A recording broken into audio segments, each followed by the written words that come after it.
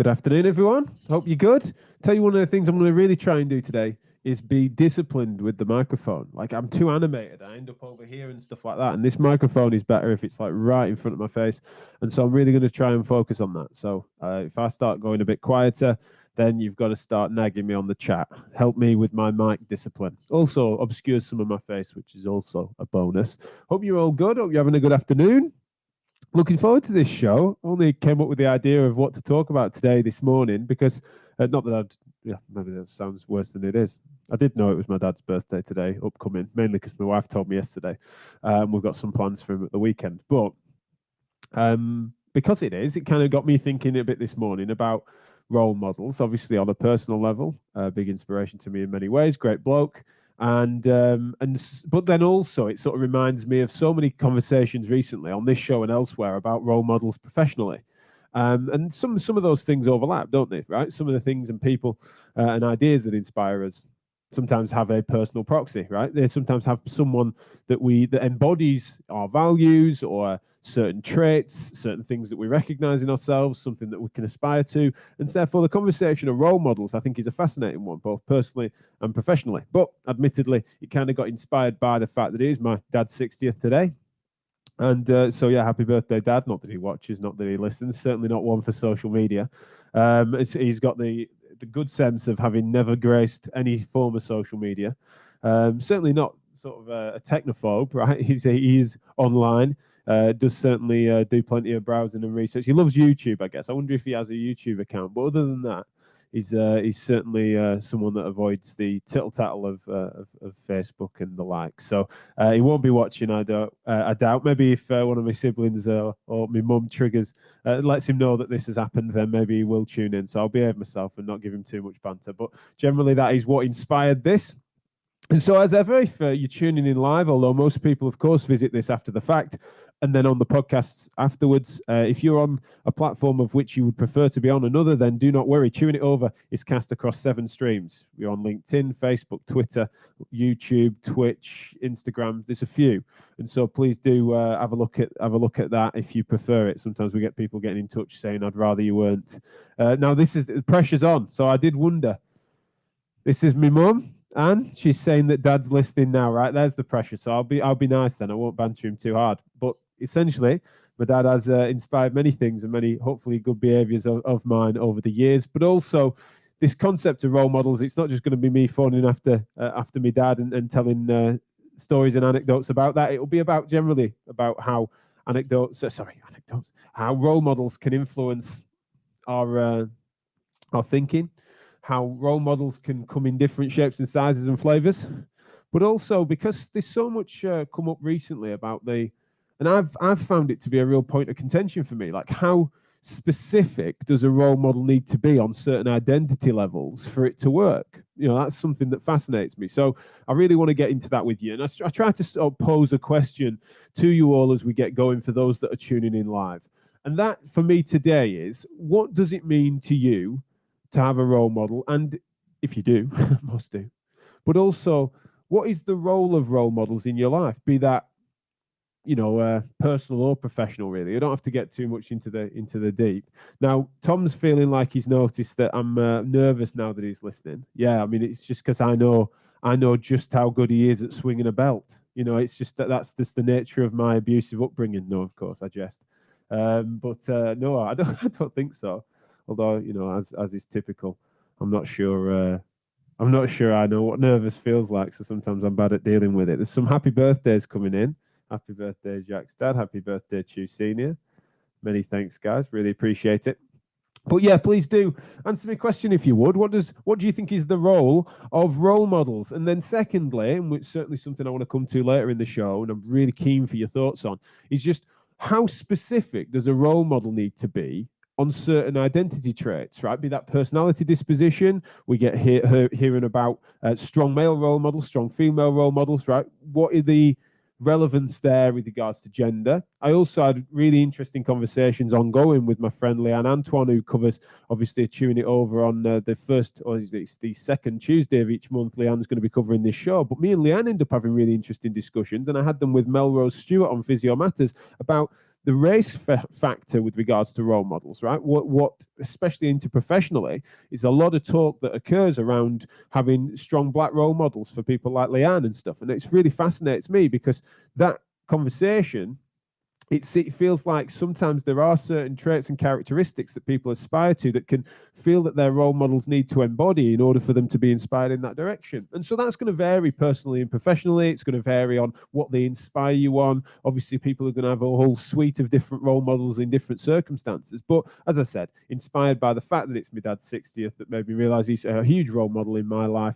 Not professionally, he's an engineer by background, although there's many things, of course, that he's done to inspire me, and you can't always separate off the personal and professional, especially in the work that I do. But generally, of course, I'm meaning more on a personal level as a man, as a dad, especially with my young kids now, and certainly becoming a dad and witnessing him as a granddad as well. He's sort of inspired me in various different ways, and recognizing that he's a huge personal role model of mine. But professionally, I've got a huge and broad, diverse set of role models that have inspired me. And it's one of the things that on the specific piece, that's the thing that intrigues me. So I really would love to get your thoughts on this. Like, what is it about role models? Now, as ever, the questions will start, and the questions and comments will start coming in.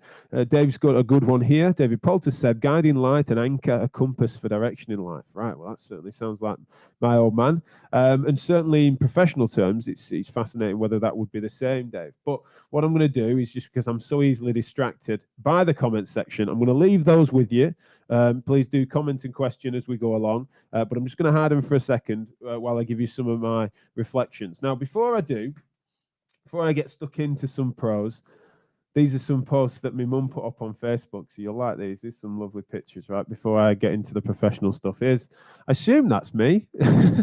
Can't tell really. He's not got spiky hair, hasn't that baby? So I just make an assumption with the blue grow, because I've got two sisters. Here's one of us in his wetsuits. This is a pretty classic Chew family photo. These wetsuits are far older than probably my dad. These are probably 70-year-old wetsuits on us as kids. My dad and his family from a diving and water sports background, so we always had these brilliant but archaic wetsuits. Kept us warm though. I like this one as well. This is a nice picture. Me and my sister helping my dad. That's certainly where he's been a role model, continues to be in the DIY field. Certainly someone, compared to the rest of my family, who's gone into a non-tradesman, non-practical vocation. And so I'm always feeling like I've got plenty to look up to there and aspire towards with regards to my dad, who's incredibly handy in that direction. And then this one, although I'm pretty sure that's one of my sisters, can't work out which one. I wanted to make sure I put this one in because it's the side profile that just highlights just how big his nose is, which of course was really important for me to make sure I at least got some form of banter in there. So yeah, happy birthday, Dad. I hope you enjoyed those little pictures. And so onto the broader topic then, especially when we think about professional identity. We've talked about that a lot on this show. What fascinates me about it is that it's always implied and it's always assumed that role models need to be of a certain way for us to really identify with them and empathize with them in such a way that they can inspire us. And so that's come up really recently, as I said, with Melrose Stewart and Leanne Antoine, often an ongoing conversation between me and Leanne, and there's certain features in that conversation where obviously I'm missing something. You know, the obvious piece being that Leanne and Melrose are mentioning the fact that they want to have sort of something in their racial identity to aspire to in a role model sense professionally, and seeing people up the ladder that they can recognize that that's been done. And that's something that, of course, I can completely understand and empathize with, but I can't experience by way of my race. But it's something that fascinates me is that so many of my role models professionally are women. It's a female dominant profession. Likes of Heather Watson, Paula Deacon, Joe Gibson on the recent podcast. I probably could name more as we go along that'll spring to mind, but huge impacts on my career and continue to be huge role models. But then you've also got people like Mike Stewart, who was a mentor of mine early days in my career and still a good friend. But you know, it's sort of the fact that they're women, is that something that then has affected the way in which they can be a role model to me? I think when I think about those people that have influenced me most, who are role models for me professionally, their personality traits and dispositions and their openness and their humility has certainly been something that I've been attracted by, and something that I wanted to be more of, right? Where there's been times where I've flexed away from some of those traits that they embody, that I admire, then that's one of the things that's really helped me to anchor, as Dave has mentioned, back to those. But it just does fascinate me what it is about certain people that make people look up to them. And so, is it the specifics of their job role? Is it the certainly sort of someone that's going to be aspiring to be the best knee physio they can be? Is it that their role models end up being someone who's really deep into the research, or is a clinical specialist in knees or lower limb stuff?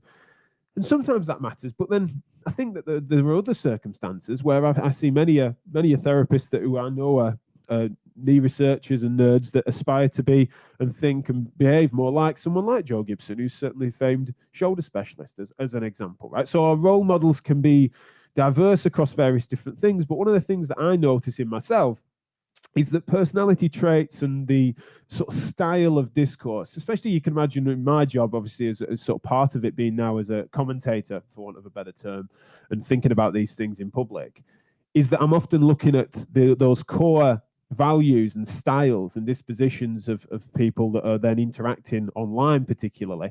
And that's something that I find to be really inspiring. That's where I seem to garner my role models, is they all seem to be also patient and understanding of my style and my ability to try to carve out something that's close to my identity and style. And so that seems to be one of them, is that they're understanding, accepting and supportive of some of the work I've been doing, obviously critical where it's appropriate, but they also have something that I find inspiring and that trailblazers in a certain way. Even if I don't follow that same path, it's something that just fascinates me, that whilst they've got so many different, there's so much variety there, there's also, when I look for a similarity, it is in their communication style. It is in the fact that, as I often say on this show, I am someone that wants to get as many cards on the table as possible, right? I want to observe as much as I can.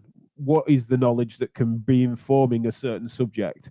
That tends to be where my role models are, independent of all sorts of features that otherwise I consider to be secondary.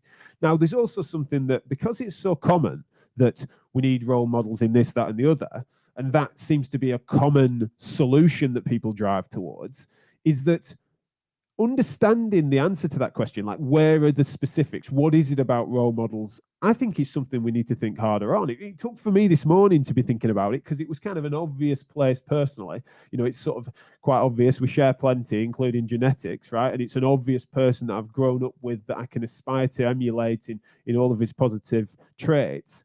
That's sort of the low-hanging fruit, isn't it? We can kind of comprehend that really, really simply, especially with me then going on to be a parent and sort of treading that path in a similar way. But then when it comes to professional stuff, I don't think that specificity needs to be quite as tethered as parenting, right? It's something that you don't necessarily need to find your role model amongst those that you coincidentally ended up being mentored by. Obviously, there can be.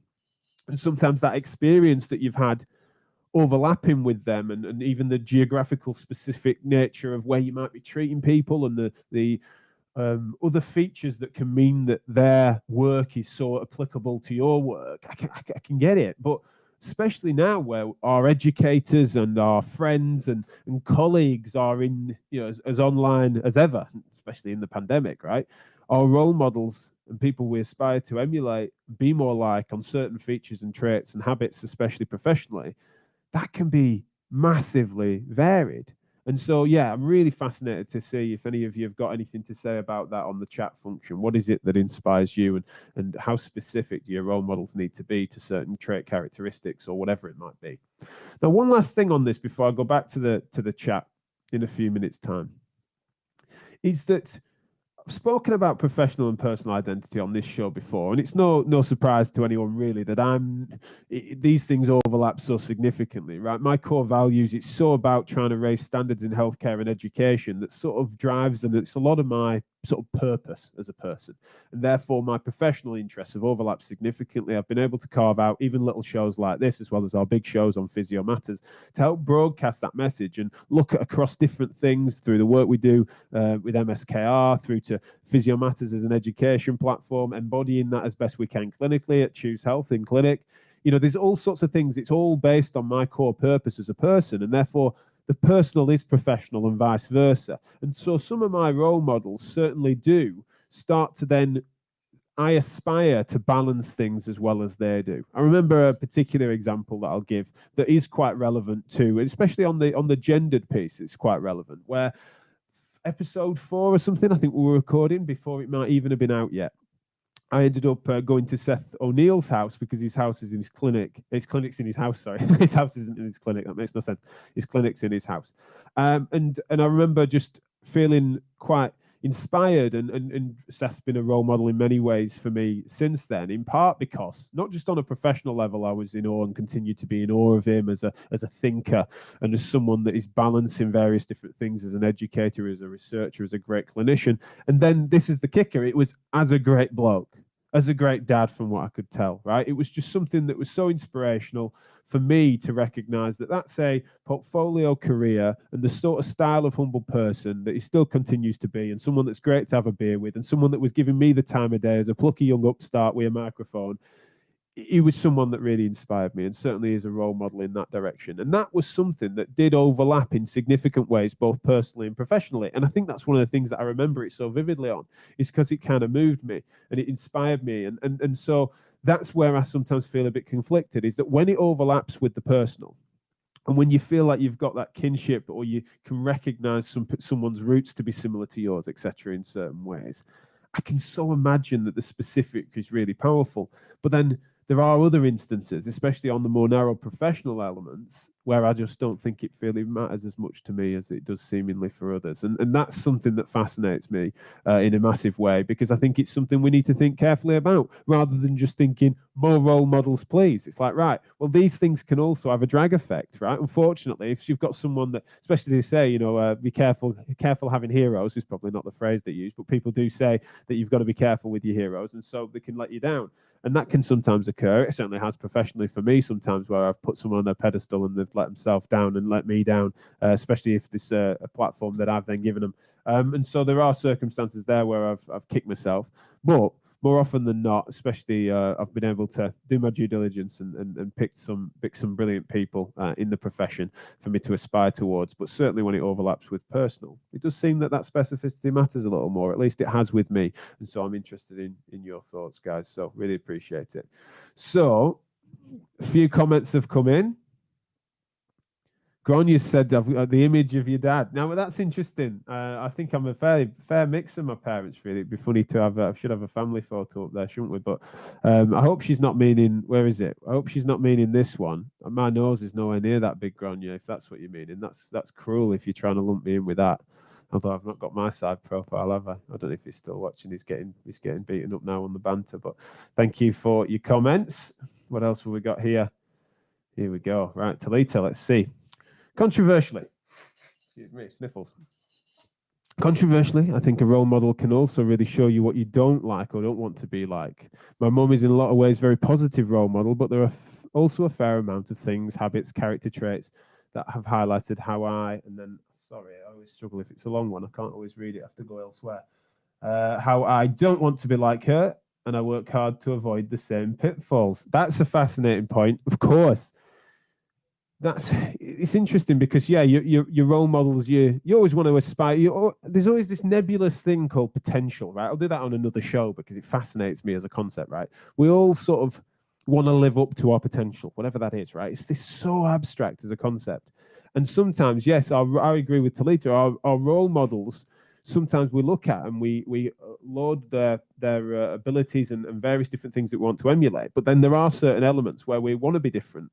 And it might not always necessarily be better, but there's areas where you just feel like, actually, I want to tidy that up. I want to be an improvement on those particular variables, or I could never meet that standard on something else, because you're carving your own individual character. And so that's a really interesting point, is that sometimes, yes, it's your role model's flaws, despite their brilliance and excellence in various other ways, especially when it comes to family examples like this, that you can then improve on. And so, yeah, I won't start. That's probably cruel if I sort of try to think about those too closely on my dad's birthday, but maybe next week when he's not watching, or there isn't the potential this might get back to him, I'll mention a few of those things that maybe I wouldn't want to tread in his footsteps on. Adam Meekins is agreeing with me. Seth's a fucking legend. He is absolutely. He is indeed. Really appreciate it. Now, what else has he got to say? He had his say on Monday. He was on the show on Monday. Also, how long is this question? Oh, you prick. I told him about long questions not being good on this platform, so he's just a clever heckle from him. Mike James, hi Mike, how are you doing today? He said, completely agree. I gave a presentation on this very subject last night. I shared a slide on Jack's Twitter post just now that says exactly this. Great minds think alike, mate. It's clearly, is it your dad's birthday? If it's your dad's 60th, then that's impressive. Then you had an easy paper round, mate. I think you're probably a little older than mine. But yeah, no, thanks, Mike. I'm glad we're all on the similar sorts of page. Chloe Hurst, she's trouble. This is my youngest sister. My brother is a massive role model, but some aspects of his personality I really don't like. This is quite the family affair on the chat function. I did walk into this, didn't I? But yeah, thanks, Chloe. We really appreciate that and absolutely agree. Please, if either of my, one of them clearly is, but if my sisters, my niece, if anyone ends up watching this now or in the future, then yeah, there's certain aspects of Uncle Jack and your brother that you definitely don't want to emulate. That's important. That's a really good point. So yeah, thanks for that, Chloe. When it comes to the professional stuff, what I would be interested in last few minutes as we wrap up, what do you feel are the key characteristics of your role models that you feel are similar? Is it, as I mentioned, sort of personality traits? How much does a role model need to be really specific to your field or interest? Like, do you have sort of if you're in research or you're aspiring in that way, do you have your role models that you just I laud their ability to get hold of the statistics? Are there clinical role models that you just, it's all about the application, but actually there are elements like Talita's saying that you don't want to necessarily emulate because they're specialists? You know, that's one of the things I think is fascinating. Like, if you imagine you had 5 role models and it's different parts of them that you're really finding to be fascinating. It's not necessarily their whole suite of character that you're really bothered about. It's like, that's my research role model, that's my clinical role model. As an educator, that person, you know, is that how people are thinking, or is it that they've got their one or two heroes, and it's kind of like the entirety of their character is something that you want to try and personify, be that personally or professionally? Like, I'd definitely be interested in that. What I think is worth me mentioning as well is, for me, a role model does sort of need to have certain broadly baseline traits. I think Dave sort of got it well early doors. It does end up being a guide, I think, an inspiration, and something that you can then aspire to better yourself on, to stop yourself compromising, to also confront you with your own challenges and flaws, that someone before you that you're clearly seeing some sort of kinship with has managed it, right? Has spun enough plates to actually come good and to have done something that you hope to sort of be able to achieve. Again, be that personally or professionally. An anchor's an interesting one here, and something that I love that analogy, that imagery. But yeah, something that keeps you grounded, something that makes you realize that you're not there yet. You know, something that helps you to always strive to be better. Because if you've got a role model that, you know, you've not quite achieved the dizzy heights of what they've done in whatever it might be in their life, often I find that many role models are senior to us in age in many ways, because of the fact that there's just that wisdom that comes with that, but also they've just got more under their belt, really. I find it interesting because some of my role models, particularly professionally, are younger than me, right? And sometimes that drives me on as well. You know, someone like Tom Jessen's a great example. He's such a role model for me intellectually, in part because of the way in which he's applied himself. Now, this is funny because I don't think Tom's that much younger than me, but he's sort of younger professionally, and he's earlier, you know, I was earlier into my physiotherapy career than he has been. He was a mature student from what I recall. So I think we're of a similar age, but he's just got a few years less under his belt clinically. But I still consider him a role model with how he thinks, how he interprets and educates through translation and research. Now, this compass for direction in life is one that I wanted to definitely come back to. Is that is definitely the case some of the time, right? Is it something that feels like it gives you that ability to set your sights on something and to emulate certain things? That is something that I think definitely applies in my instance some of the time, but then in others it really doesn't. You know, sometimes it's like the role models that you're trying to you being inspired by their style, but you're not necessarily needing to or aspiring to stand in their, walk in their footsteps in many ways. And so that difference, the sort of difference between what Dave said and what Talita said, which I'm not suggesting they at all disagree on this. I'm just meaning that we've got to try and, especially in professional terms, not tether ourselves so narrowly to it so we lose that individuality that is important, especially because someone that's blazed a similar trail to what you're aspiring to, or has become a role model for what they've achieved over the last 10, 20 years, is that I'm trying not to get too deep or philosophical on this point, but it's kind of that the world is inherently different to then, right? If you were to try to go too close to that, then the relevant differences in the way that the world's gone, the way that the industry's gone, the way that the circumstances are, the fact that we're locked in as houses is a classic example, right? Is that you're not going to, even if you tried to do a similar thing or to carve out a similar path, it wouldn't be able to be done. And so you want to try and recognize certain features, and this is something I don't certainly look at, is that be inspired in a direction, and sometimes the sort of horizon line that you're trying to chase, but you definitely need to carve out your own path. And you also just need to recognize that that is the inspiration and that role model you're trying to emulate. But if you try to then follow it too closely, you'll lose yourself and your individuality and some of the interesting features of characteristics that you otherwise might lose track of, and that would be a shame, right? I'm always into that, right? I always think that there is a individualized overlay to this stuff. There are role models in one thing I haven't really touched on because I'm less asked about it, but there's people that suggest that there's role models in the celebrity culture that we have, or that we should, look at anyone in pop culture or in sort of public life that become role models. Now, I get some of it, but I think it's incredibly superficial, and that's where you get massively let down. Is that you've been sold this manufactured and well marketed PR machine that's giving you this supposed role model. That pedestal is so vulnerable, and I just think that that's why I've gone more towards the sort of personal and professional and local proximity stuff, because I think it's much more meaningful to me. A great example that I've just noticed that coming on Twitter. David Poulter said that Lance Armstrong was my cycling role model. It's such a perfect example. I can't believe the coincidence. Great minds again, Dave. Really appreciate your involvement in this.